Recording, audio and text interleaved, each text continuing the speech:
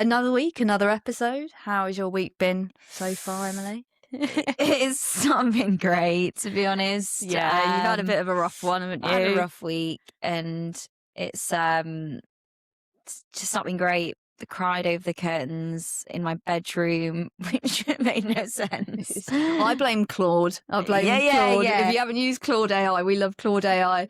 And Emily decided to ask Claude what's wrong with her room. And it told me and it said her curtains, which sent her on a spiral. Yeah, I was literally on my floor crying about my curtains. I think you actually came over that day. I did, and you were like, I just can't stop just crying. And then I looked at your curtains, I was like, what is wrong with your curtains? They're really not that bad either. So, yeah, that was emotional, but I feel like I'm coming out of the other side. It's just been an overwhelming week. We always have those weeks. I think, why don't we do like, what is it? I always do it after a holiday. What is the rose and thorn of your week? Yeah, okay. You know, give me one good thing, one bad thing. Okay, well, I've been really stressed about outfits because I have a hen do coming up and we're going to a festival. It's been really stressing me out. I don't know why it's been stressing me out so much. And went to Primark Kids because Short I'm 5 queen. foot and thought I'd have a great experience. You've got so many nice things from Primark Kids, but I didn't. I had a meltdown and I was like, I'm never going to find anything nice here. I'm going to have no outfits for the holidays, even though I have a full wardrobe full of clothes. And decided to go shopping yesterday and had a very successful day and got some nice little bits. So that's a rose. And my thorn is definitely lying on my bedroom floor, staring at my curtains and crying because I hate them so much, and looking at them now and realising that there is nothing wrong with the curtains. There is nothing wrong with them. They're absolutely fine. What about you? I would say thorn of my week. I've had a bit of a cold, and I am such a baby when it comes to being ill. Like, everyone hates being ill, but I am like the worst person. Like, I just think you're that bad. Pity myself so much, and I just hate it. And I've had like really rough sleep where I've just been ill. So that's not been fun. But rose of my week. I mean, it was a really nice sunny day yesterday. I went out, had a really lovely walk around East London, and got loads of nice food, had some pints, enjoyed the sunshine. So that was probably. Also went to Hackney City Farm and saw baby goats. And got to stroke a duck. I've never stroked a duck before. What? Yeah, there was just randomly ducks on the floor. You can stroke them? Well, I don't know if you can, but there was a duck on the floor. So I was like, is it going to move? It didn't move out of the way, and I got to stroke. Surprisingly really soft. Would not expect a duck to be soft. But yeah, was anyone else stroking the ducks? A child tried to, and its mum pulled it away. And then I was like, oh, well, I'm going to go stroke it because I've got no mum to pull me away. No way. It was so cute. It was a very cute duck. I thought it was like a petting experience where someone stood there with it holding a duck and you could stroke it. No, there was just loads. There was like 10 ducks all sat in the middle. I think they are part of the farm. Like, they're not just random ducks, they are part of the farm. But...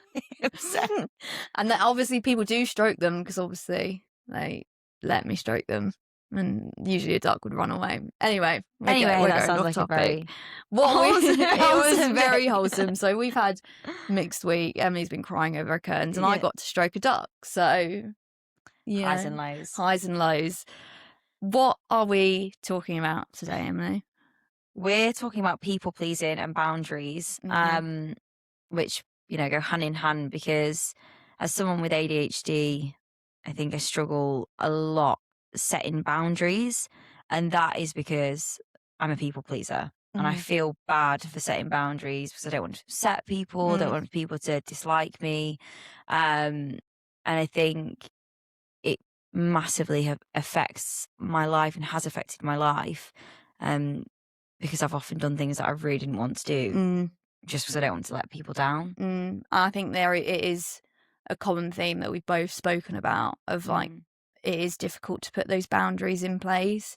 And I think there's so many occasions where I've instantly said yes to things and then immediately the worst. Regretted it because I didn't want to do it, and I've just said yes because I'm so bad at putting those boundaries in place. Like, I always think my weekday evenings are like my sacred time. I don't know, like, I just love the routine of my weekday evenings, and whenever I've got too many plans on weekday evenings, like, it just ruins my whole week because I feel like I haven't had my Your me time. yeah. But then when I've got friends and they're like, oh, well, I can only do this day, I can only do this day, and then you end up having a week of like out a lot of the evenings, it ruins my week, and then I just can't say no because I feel bad. I'm like, well, when else am I going to see them? About all of Exactly. this, and it's really hard to set those boundaries in place, and it is people pleasing because you don't want to seem rude or like you're not interested in seeing them, but it's hard to protect your own time because you want them to like you and not think, that Yeah. you don't like them.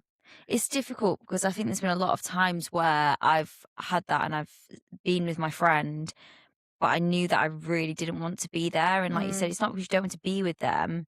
You just might be tired from work, especially if you've been in the office all day. You might have other plans throughout the week, and you almost like resent them in a way, and that's really uncomfortable because they're your friend, you want to see them, but you can't really give them your your full self because in that moment you don't want to be there, and then you go away and it like puts a damper on the time that you've had with them, and then you kind of remember that when you then go and meet them again. It's weird. Yeah, you almost have that like association of like not wanting to do it with them. And it's like, even when I've done things where I've like gone out on weekday evenings, I end up trying to cut the night short and things like that because I'm like, well, if I get home at like 7 or 8, then I've at least got like an hour of like watching TV before I have to go to bed and then go to work the next day. And it's like it ruins the time that you do have with them because all you're thinking about is getting back. Because all you're thinking about is getting back. And it's like, if you just put that boundary in place in the first place, then it would be fine because you can put it at a time where you have the space to. But that's the thing, is like boundaries can feel weird and can feel uncomfortable a lot of the time. And it is not something that comes like easy to a lot of us, especially if you have ADHD. It does not come easy at all. No. And it's definitely something that I think I'm getting better with. And I mean, we can talk about this openly. I think we've mentioned a few times on the podcast that we go through our dips of motivation, which is completely normal. We both have a full-time job. And then this takes up time and we love doing it. But we've very recently had a conversation with each other about, how we're feeling, and putting that boundary in place a little bit. Just kind of taking the pressure off in a way, and still wanting to do it, but being open about it, instead of what would happen is ultimately resenting what we're doing. Exactly. And I think it's difficult because we both love doing this podcast so much. Like, we do have a lot of motivation for it, and we do enjoy doing it and want to keep on doing it. But like, it's not always easy. Like, we are both working. It's getting into summer. We're both busy. We're both going out and things like that. Busy, and so it sometimes can feel like a bit of a chore doing it.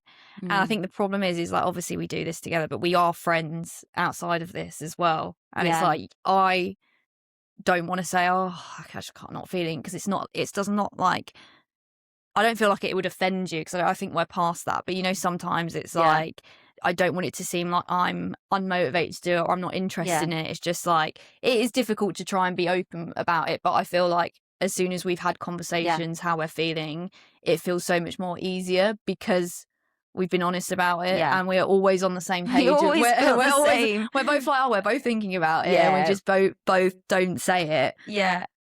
But I don't know, it's difficult. But it just goes to show how important it is to communicate with someone, because actually you never know, they might be feeling the same as well.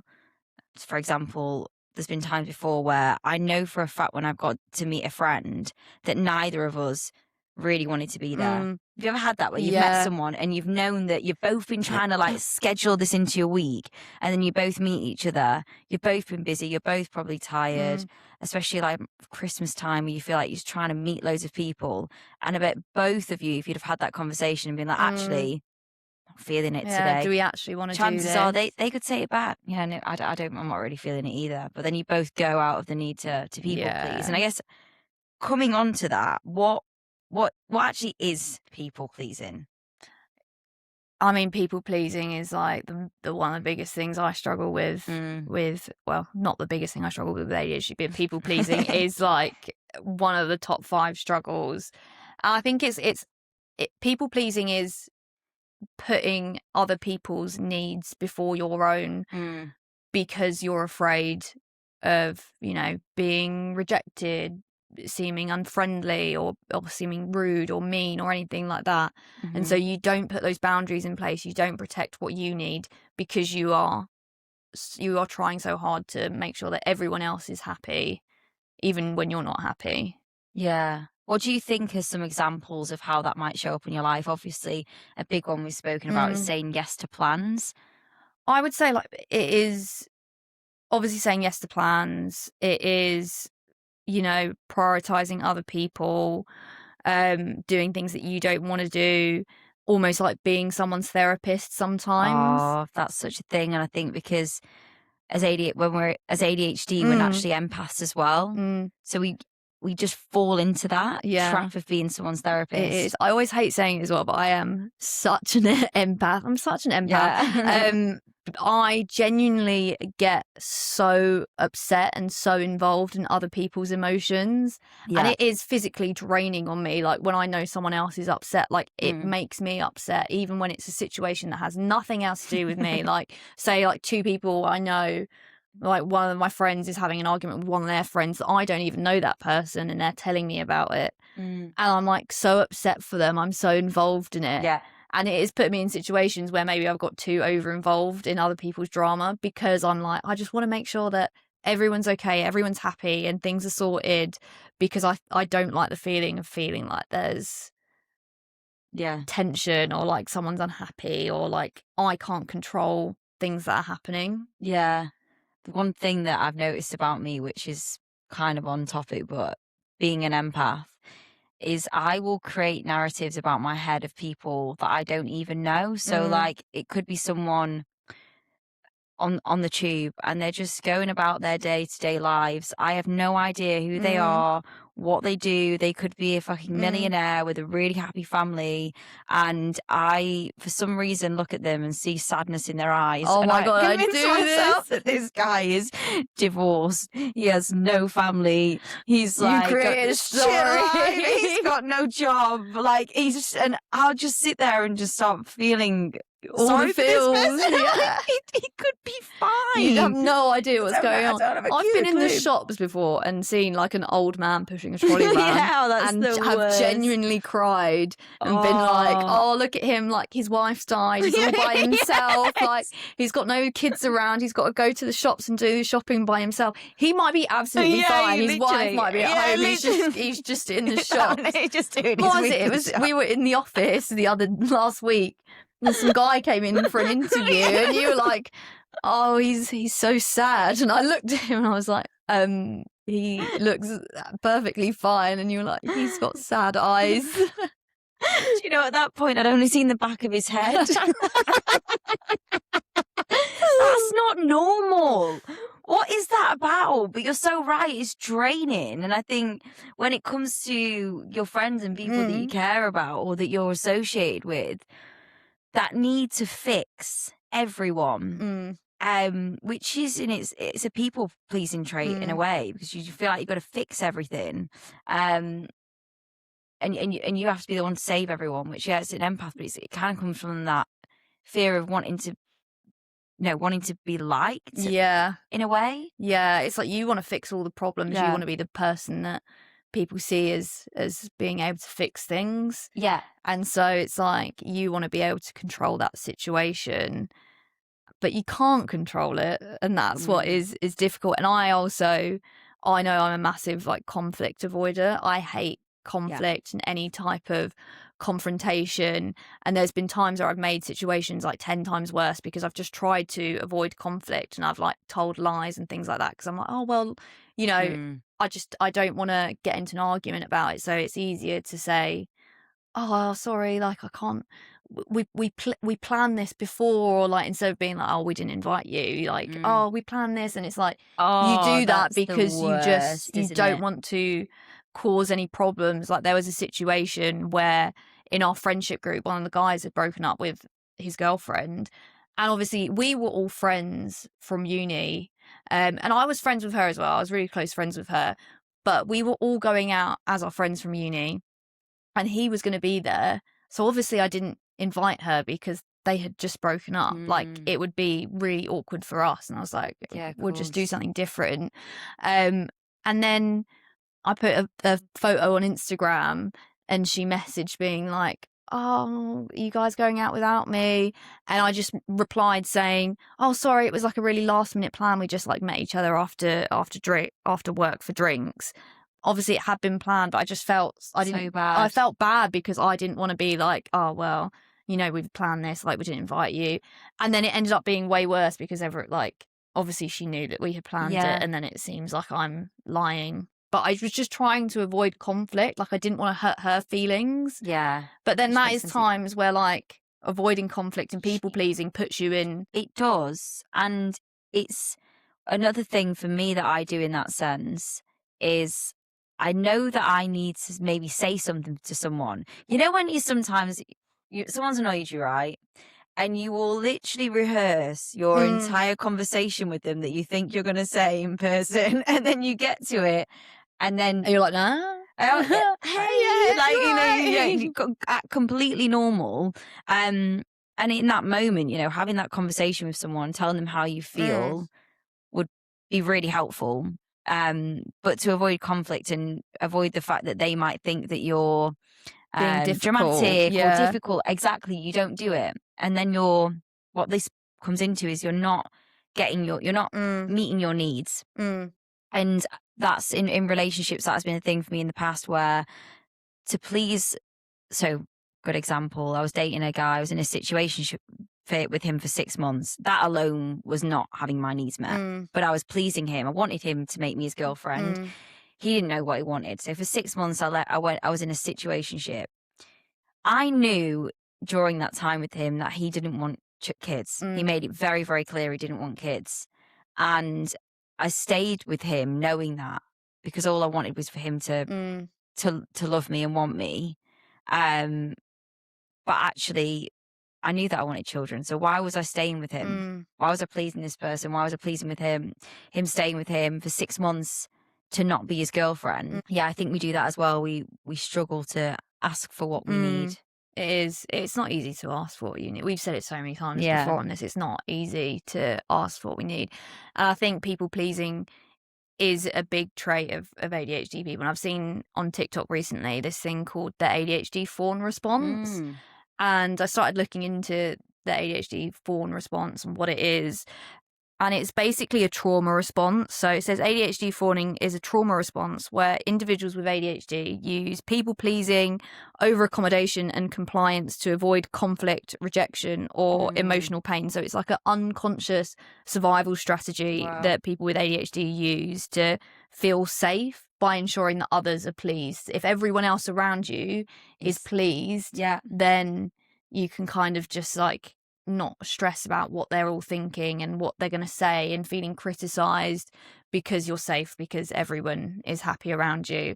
And I didn't really realize how much of that was a thing in my life until I actually started thinking about how many times I have like over accommodated other people or put my other needs, you know, away to try and please other people just to make sure that everyone else is happy. Like, I'm fine if I'm the only person in a group that is really upset and everyone else is happy.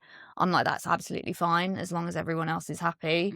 But that only gets you so far, because at the end of the day, you end up putting so much energy into making sure that everyone else is happy, but then you're not happy. So how worth it is it? It's not worth it. And it mentions here about obviously we talk about this so much about being criticized when we're younger and being called too much, too sensitive, and that then creates this strong need to be liked. And be easy is a really interesting one, because I think that's something that I really do. I want to be like easygoing and make everyone's life feel easier, and that then makes my life harder. And it's hard to think of examples off the top of my head, but there has been a lot of situations in life where I've done things that I really, really didn't want to do.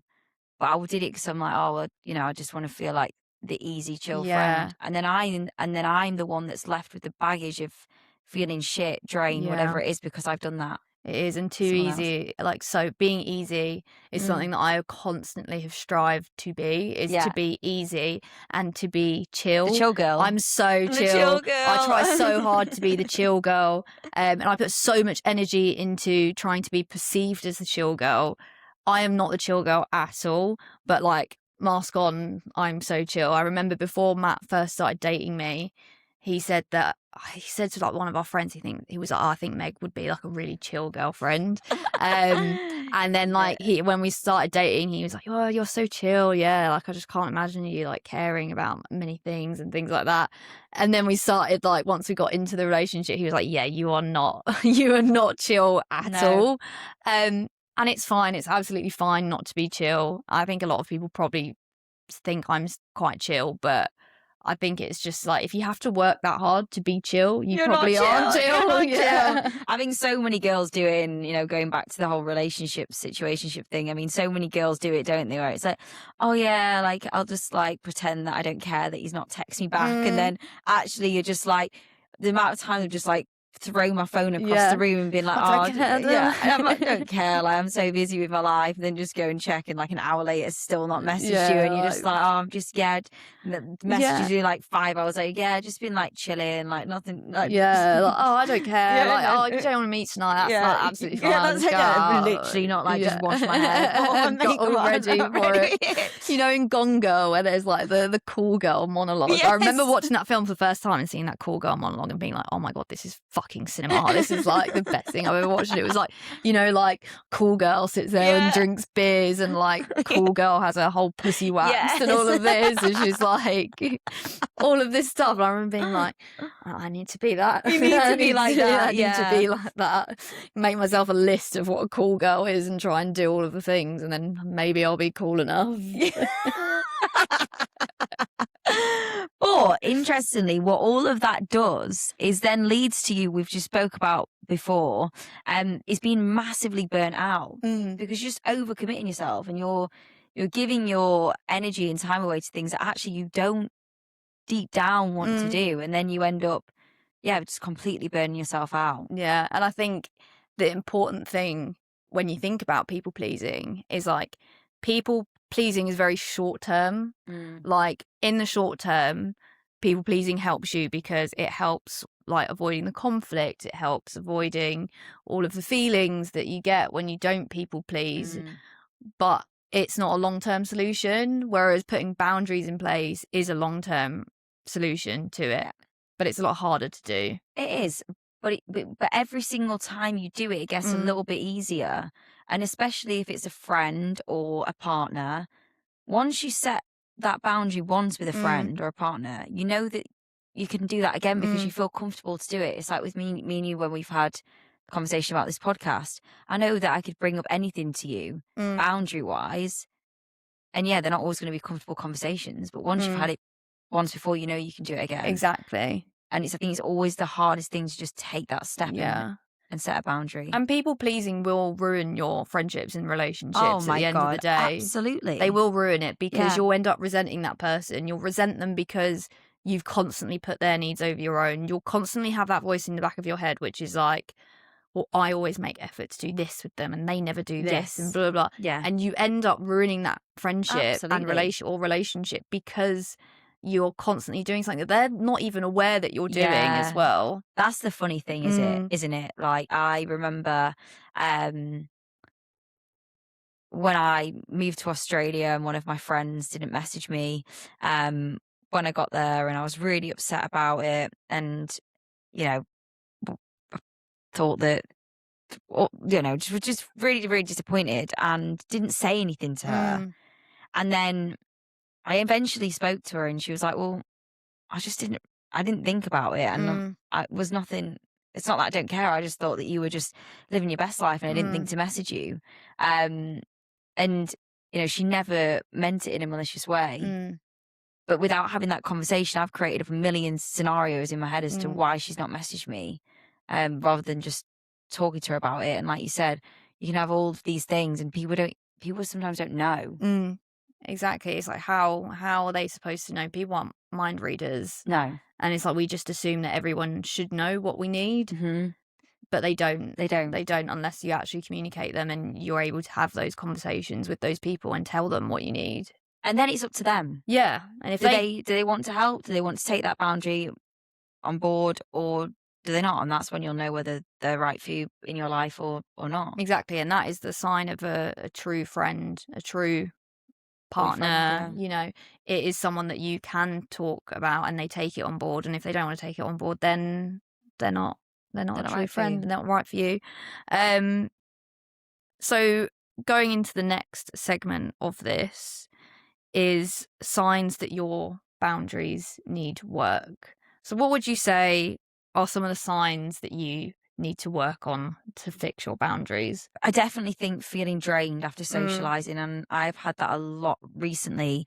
I've just had a lot of plans over the weekend and throughout the week, having plans and then not having that me time, not having time to go to the gym because that's what really regulates me. And yeah, I just think if I know that I'm in social situations and I feel like I can't communicate, I've not really got much to say, and then I leave and I feel so tired, to me that's a sign that I'm probably not having boundaries in place. And I need to set some boundaries. Yeah. And that's probably cancelling plans. Yeah, definitely. In the week ahead and being like, I'm sorry, but I'm not going to be able to make it next week because I'm just feeling really drained. Yeah. And that is a perfectly reasonable excuse, by the is. way. Like, I always feel bad when I cancel plans and I don't have an excuse for cancelling plans. Like, I feel like it needs to be like, oh, sorry, like something else is happening this day, blah, blah, blah. Yeah. And it's like, why can't I just cancel a plan and just say, look, I'm sorry, I'm really not in the mood to go out. And that's a good excuse. You don't need to have like oh, my dad's coming down for the weekend, or I've like got an appointment, or I'm actually going away. Like, you can just say, I know, I'm not in the mood, I don't feel up to it. I was just thinking about this now, like, I don't even know what the worst excuse I've made or has been in the past, but like, at the amount of times I've literally spent like hours racking my brains thinking of of an excuse. I'm yeah. like, I can't possibly say my grandma's died. Like, Yeah. I can't say my dog's died. Like, then you just feel like an awful person if you're like, oh, my grandma's really ill, but then your grandma's fine. Like, and then if they get really ill, it's like you feel responsible. You've manifested it. It's awful though. It's so stupid, isn't it? Like, why do we feel like we owe someone that sort of excuse? Because if someone was said to me, oh, look, I'm just not in the mood today, it'd be like, absolutely fine. No problem. I think the worst excuse I've done was like, oh, my cat's really ill. Sorry. I think mine was something about my dog going to the vets or something. I was like, my God, he's not even, he's fine. Sorry, I can't meet you for drinks after work. My cat's not very well.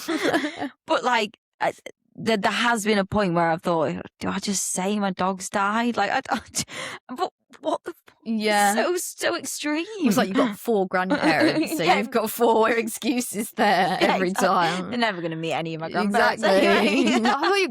Wow, you've got a lot of grandparents dying recently. Oh, just like step grandparent. Yeah, grandparent-in-law, all of them.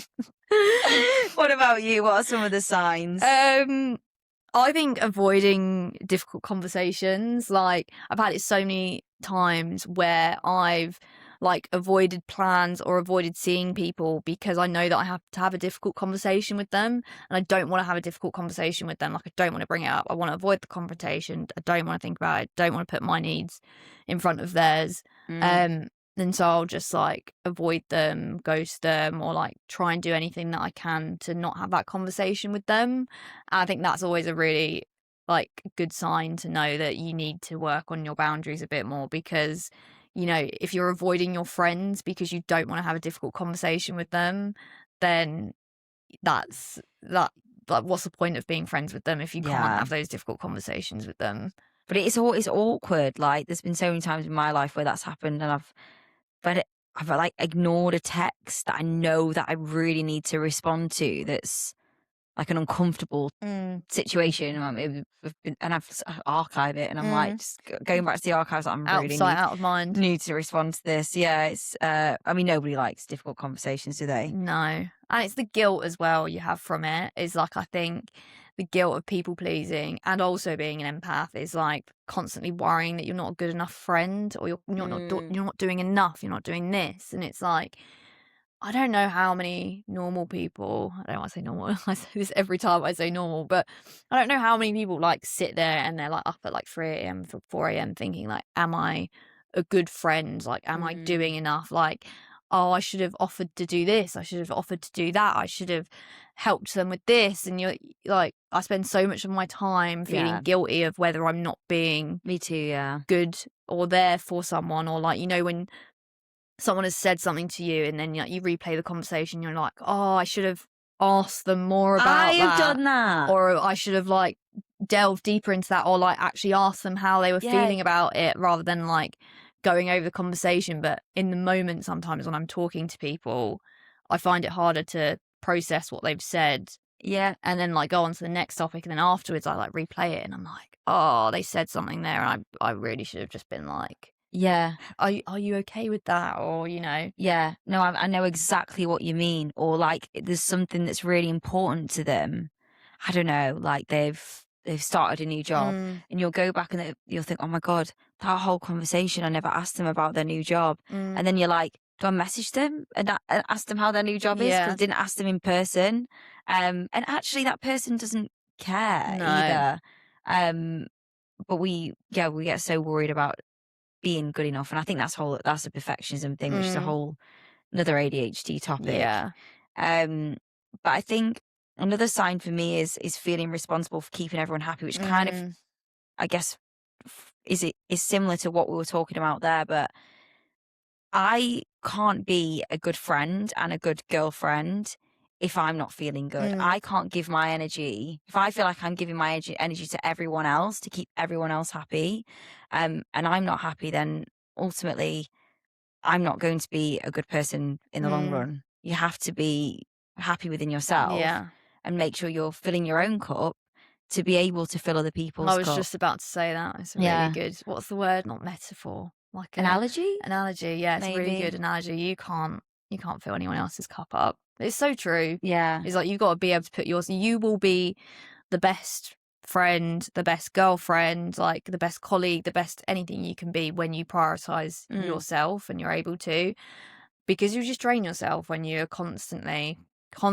just trying to please everyone else and make sure everyone else is happy. Yeah. And I think there's so many ways that you can make sure that you are doing that in your day-to-day life, and just having those moments for you and doing the things that make you happy. And if that means cancelling a plan with a friend because actually what you really need in that moment is a night watching a chick flick on your own with some food, not talking to anyone, or whether it's actually going to that reformer class or going to the gym is really going to make me feel better. So I need to do that, and I need to cancel my friend, because otherwise I'm going to meet my friend and I'm going to be in a really shit mood. But I'm doing that to keep them happy, when actually I probably need to do that one thing that's going to make me a bit happier. Realistically, if you cancel that plan and then you are able to reschedule it for a time where you're better, then you'll have a much better time with them, and you won't end up resenting them. Exactly. And you'll both have a better time. But it's hard to learn those boundaries. Yeah. So how do you learn? How do you learn boundaries as an ADHD? I'm going to be completely honest. I don't actually know how to answer this question, but I think I'm overcomplicating it. But I think, to be honest, realizing that it's actually not as scary as you think it is.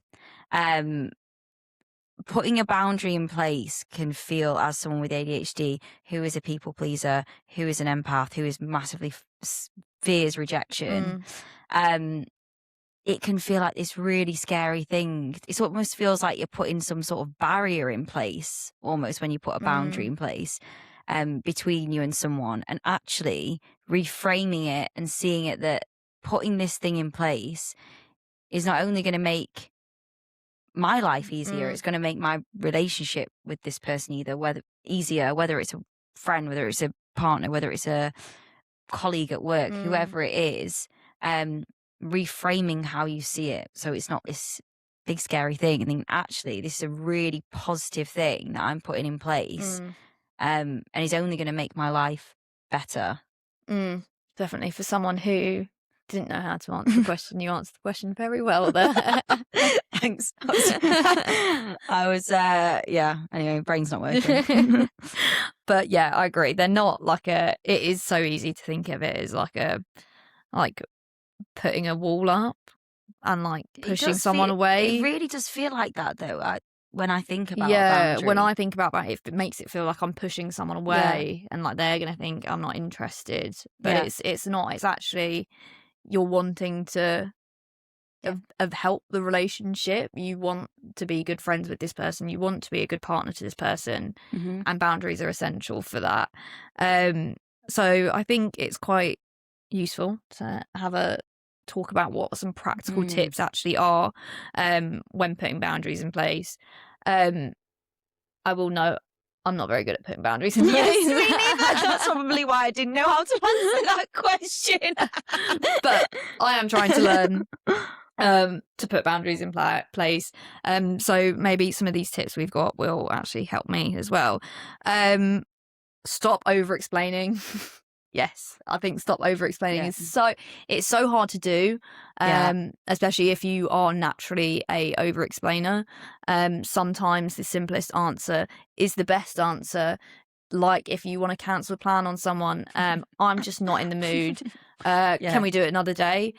Instead, like I will just be like, oh, I've had a really tough week. Like I've had this really bad day at work, and then this happened, and this happened, and then blah blah. Yeah, no one asked. No one asked for your life story. Just say didn't. I'm not in the mood, or like I'm just feeling really tired tonight. You don't need to over-explain yourself. And I think that over-explaining comes from you don't want to seem like you're just like blocking someone out, so you will over-explain and be like overly nice about it because you want to try and give them the full picture and like understand that I'm not just cancelling because I don't want to see you. Like you're trying to explain as much as you can, but it actually just makes it worse. Yeah, and what happens if I receive a message like that is I just skim read it all and I go, all right, okay, so we're not seeing each other.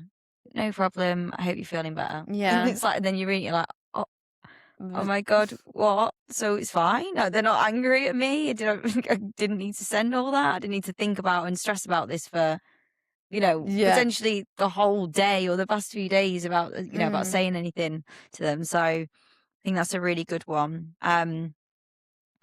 Noticing resentment, I think is really important. And we've spoken about that because that is often an indicator that a boundary needs to be put in place. For example, what we've spoken about, recording this podcast, it's something that we need to be honest about when we are feeling motivated and communicating that, because otherwise we'll end up resenting this and we love doing it. If it's resenting time with your boyfriend, you're spending a lot of time with your boyfriend and actually you're not going to the gym, you're not spending time with your friends. This is a really common one, I think, especially early on in dating, where people get really, in the honeymoon phase or whatever, and spend a lot of time with your boyfriend, and then you start losing yourself. And then you resent them for losing yourself. So I think that's another really important one. I definitely agree. There's so many times where you end up spending so much time with like one person, like when you first start dating. Yeah. And then you think, oh, I haven't seen any of my friends. I haven't done any of this. And then you end up thinking, oh, I've seen them again. And then you end up like not looking forward to it. And ends up like putting a dampener on things. Yeah. I think a good tip is that discomfort doesn't necessarily equate wrongdoing. And I think there's so many times where I've felt uncomfortable, saying something to someone, because when I feel uncomfortable, it makes me feel like I'm doing something wrong. But things are meant to be uncomfortable. Not everything is going to be easy, especially difficult conversations and putting boundaries in place and being able to put your needs before other people, it's not going to feel comfortable doing that. That doesn't mean that you're doing anything wrong. And I think it's so easy to just associate that feeling of uncomfortability with doing something wrong. And as ADHDers, as soon as we feel like we're doing something wrong, we're like, oh my God, we need to do something else, because it brings you back to that being a kid in school and doing something wrong and feeling like you need to fix everything and be in control of it. Yeah. You can feel uncomfortable and be doing the right thing at the same time. Like, two things can be right at the same time. Absolutely. I mean, the other side of fear, which essentially what it is growth. And that's a bit cliche, but it is like they say you should do something uncomfortable every single day. That's how you grow as a person. And I think that's why so many people stay in unhappy relationships, because, especially people with ADHD, because they're not comfortable enough to bring those boundaries up, and so they just sit in the uncomfortable and they just kind of float through life. Some people are happy floating through life, but like, don't settle for mediocre. Like, life can be better, and that you need to have those uncomfortable conversations sometimes to make that happen. Yeah, you definitely do. Start with small boundaries first, rather than seeing it like, I think all boundaries can seem big to someone with ADHD. Having that conversation for me is really difficult, and I think it always seems big, but just starting with boundaries, just full stop. That is a tip. Just set one boundary a week, maybe. Get your foot in Or the set door. yourself a goal, one boundary a month, whatever it is. If it's someone that you're close with that you need to set boundaries with, probably a boyfriend or a partner or whoever it is, if you live with them, or a friend.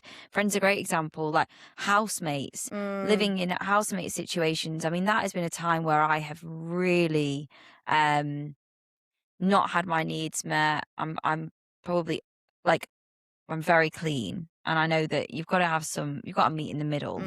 And I wouldn't expect housemates that I've lived with in the past to be as clean as me. But also, leaving your dishes in the sink for a week is taking the piss, and having that, boundary in place. Just, can you please just wash your dishes when you've finished with them? Ideally that night. Yeah. And just whatever it is, whatever situation it is, just push yourself to do it. Just do it once, and then it's a compounding effect. Once you've done that boundary and you've set it, you feel confident to do it again. I also think it's important to have like realistic expectations with boundaries as well. I mean, not everyone likes doing things the exact same way, and like, say for example with housemates and things like that, there might be times where you do have to meet in the middle and compromise on some things.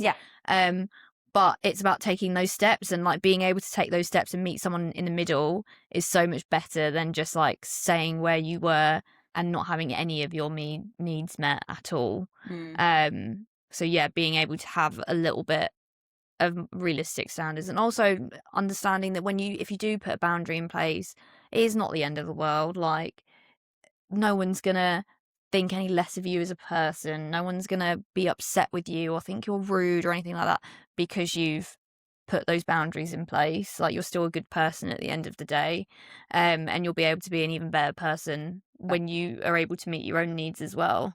Yeah. And I think as well, you don't need everyone to understand your boundary for it to be valid as well. You don't even need to understand your boundary. Don't. Maybe you've got a friend who is always up for doing things and would never say no to plans, and doesn't understand the fact that you need downtime, or you don't have the capacity to be around people today, or for the next week, and you can't go to their birthday. I don't know, maybe not their birthday, but still, even if you can't go to someone's birthday because you need some downtime and you're not feeling great, that person might not understand, but you don't need people to understand. This isn't about everyone else, it's about you. And I think that is really, this whole episode is, people with ADHD, we neglect ourselves. We're selfless, and actually there is such a power in being selfish sometimes and choosing yourself, as uncomfortable as that may seem. And you don't have to expect everyone to understand it. That's not their job. No, it's not. And it's more power to you to Yeah. be able to put yourself forward. So, you are allowed to put yourself first. You are able to say no to things that you don't want to do.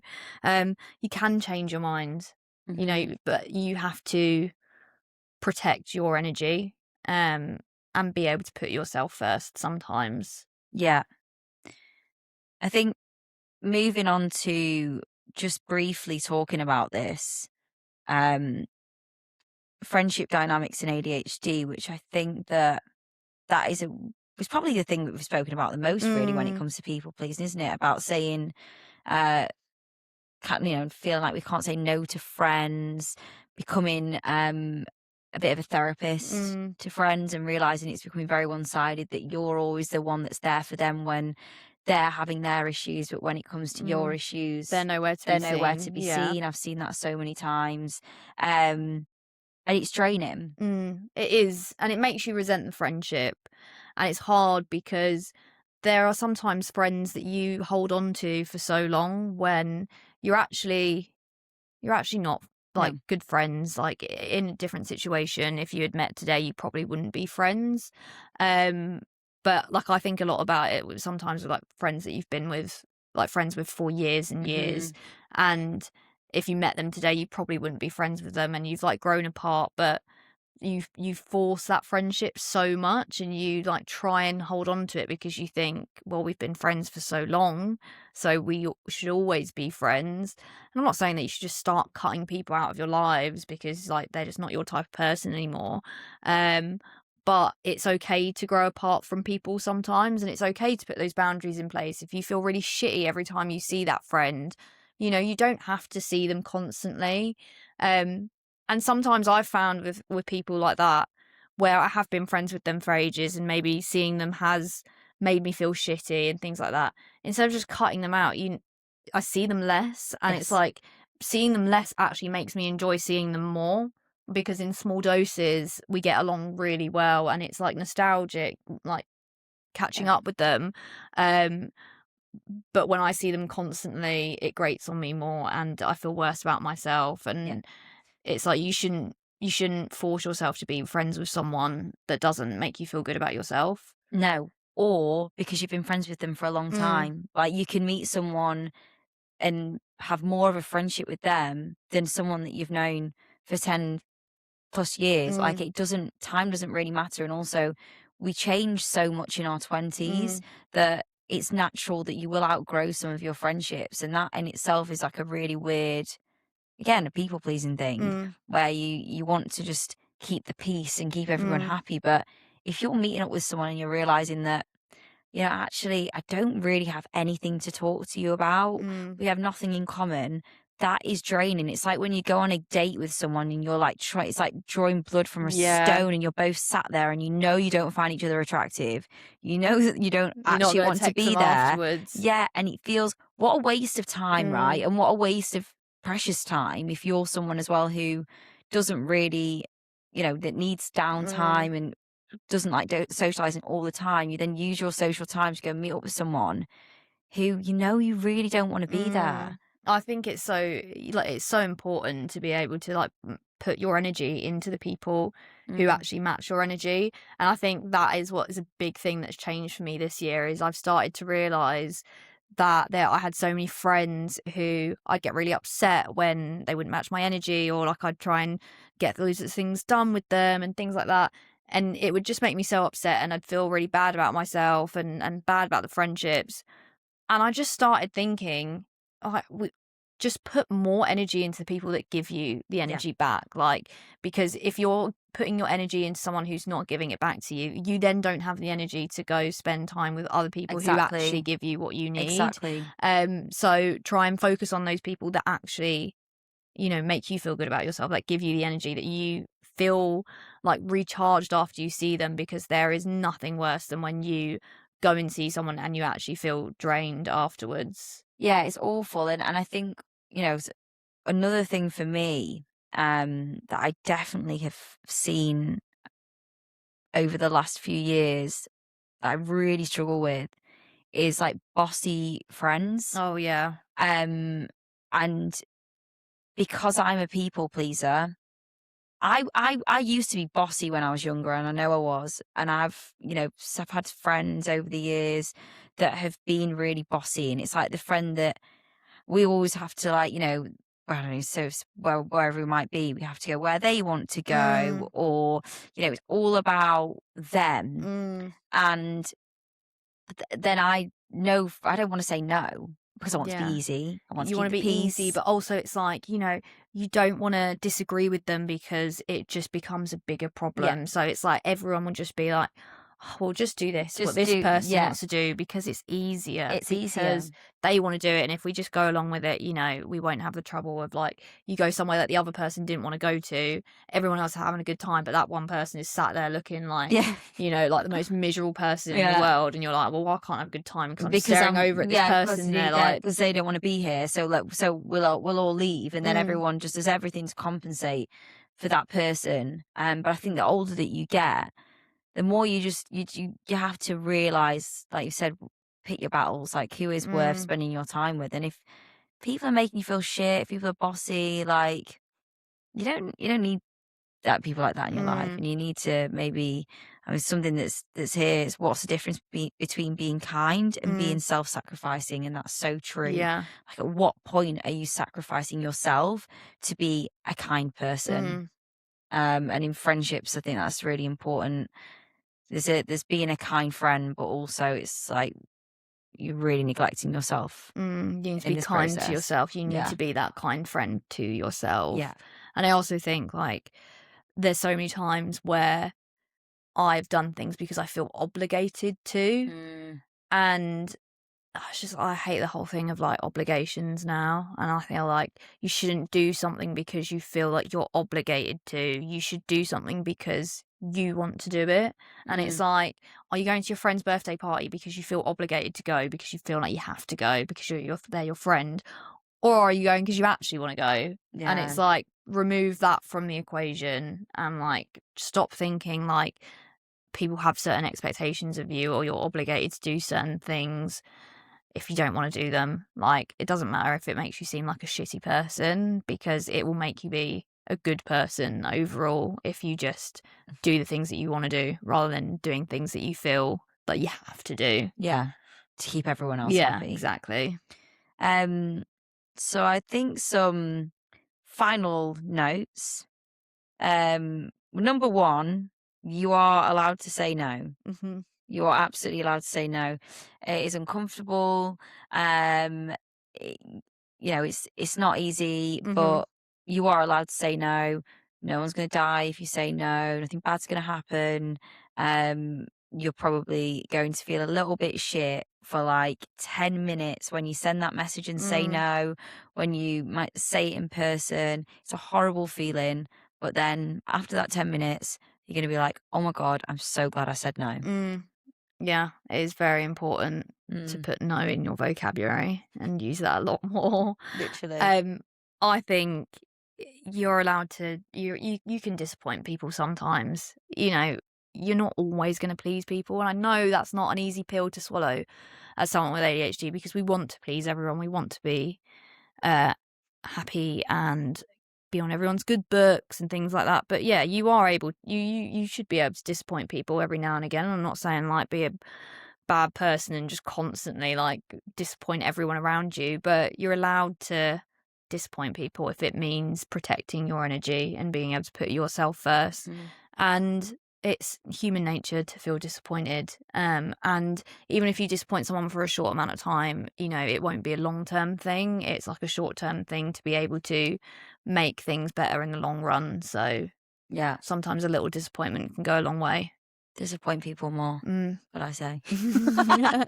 um, you're allowed to need rest. So important. We've spoken about it a lot, but it's absolutely okay to say to a friend, whoever it is, that Mm, you don't want to go to that plan because you need rest. I don't care if you spent all week resting mm, and you need rest. Who cares? It's your body. Like, you know what you want. You mm, know when you're physically and mentally drained. And you also just are allowed to want to have rest, and you never should have to explain that to anyone. Yeah, you shouldn't. Rest is important. You Yes. can have as much rest as you want. Also, my life rested. So I think that kind of brings Yeah. us to the end of the episode. And hopefully we'll learn a bit about boundaries from this. And I'm hoping that the listeners have learned a bit about boundaries. But I think, like, I'll leave you with one line. Which I've got written down here, which is the right people won't require you to abandon yourself to keep them comfortable. Love that so much. And I think that's really important, is if you surround yourself with the right people, you shouldn't have to abandon who you are to make them comfortable. Like, the right people will stick by you when you're able to put yourself first. They'll want you to be the best version of yourself rather than changing who you are just to make them comfortable. Yeah. And I think, ultimately with ADHD, we are selfless, and I would just say be a little bit more selfish. It's not nice, doesn't mean being an awful person. It just means putting yourself first, because you are the most important person in your life. So make sure you do that.